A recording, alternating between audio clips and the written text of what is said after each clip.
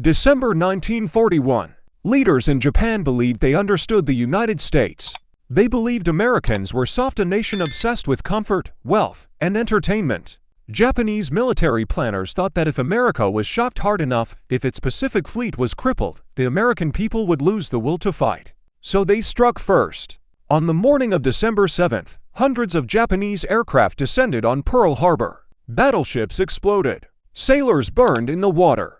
Japan believed the attack would force America to negotiate peace. Instead, it awakened an industrial and military giant. A giant Japan had completely misunderstood.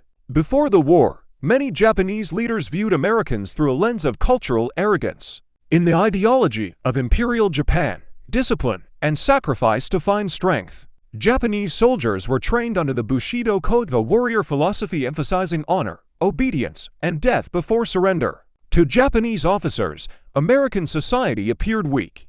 They saw a country of jazz clubs, Hollywood movies, automobiles, and consumer goods. Many Japanese leaders believed such a society lacked the discipline needed for a long war. Some officers even described Americans as decadent. They believed Americans would not tolerate high casualties. What they failed to understand was the industrial power and determination that lay beneath American society. The man who planned the attack on Pearl Harbor understood the risk better than most. Admiral Isaraka Yamamoto had lived in the United States. He had studied American industry. He had traveled across the country and seen its factories. Yamamoto famously warned Japan's leaders, "I fear all we have done is awaken a sleeping giant." Yet Japan faced a desperate situation. American economic sanctions had cut off oil supplies. Without oil, Japan's empire would collapse. Japanese leaders believed a quick knockout blow could force the United States to negotiate. Their strategy was simple: strike hard, destroy the Pacific Fleet, capture resource-rich territories, then force America to accept a negotiated peace. But the plan depended on one critical assumption: that America would not fight a long war. Japan underestimated something far more powerful than any battleship: American industry. Before the war, the United States already possessed the world's largest industrial economy. But after Pearl Harbor, production exploded. Factories that once produced cars began producing tanks. Shipyards began launching ships at an unimaginable pace. One American shipyard built Liberty cargo ships in less than 5 days. Aircraft factories produced thousands of planes every month. By 1944, the United States was producing more war material than all Axis powers combined. Japan could not match this output. Its industrial base was smaller. Its access to raw materials limited.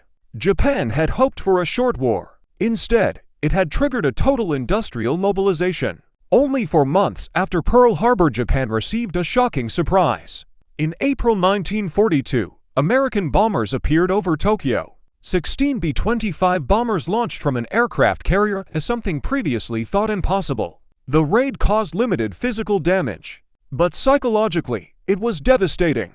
Japan believed its home islands were safe. Suddenly, they realized America could strike them directly. The raid humiliated Japanese military leadership.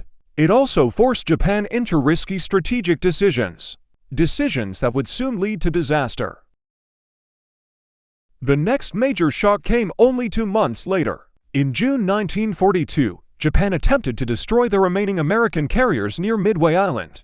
The Japanese plan was complex, but American codebreakers had already deciphered key messages. American forces prepared an ambush. During the battle, American dive bombers found Japanese carriers at their most vulnerable moment. Within minutes, 3 Japanese aircraft carriers were burning. By the end of the battle, 4 of Japan's elite carriers were lost. These carriers had been the core of the fleet that attacked Pearl Harbor. Their loss permanently weakened Japanese naval aviation.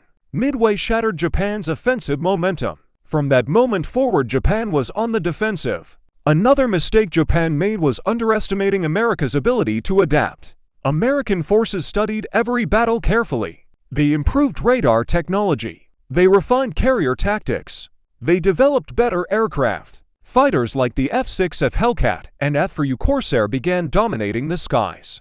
American submarine crews also devastated Japanese shipping. By 1945, American submarines had destroyed most of Japan's merchant fleet. Without shipping, Japan could not move resources across its empire. Oil, food, and materials stopped flowing. The empire slowly suffocated. By the final years of the war, Japan understood its mistake. American industry continued producing overwhelming numbers of ships, planes, and tanks. Entire fleets appeared faster than Japan could destroy them. Island after island fell. Saipan, Iwo Jima, Okinawa. American bombers soon began destroying Japanese cities. The war Japan hoped would last months lasted nearly for years.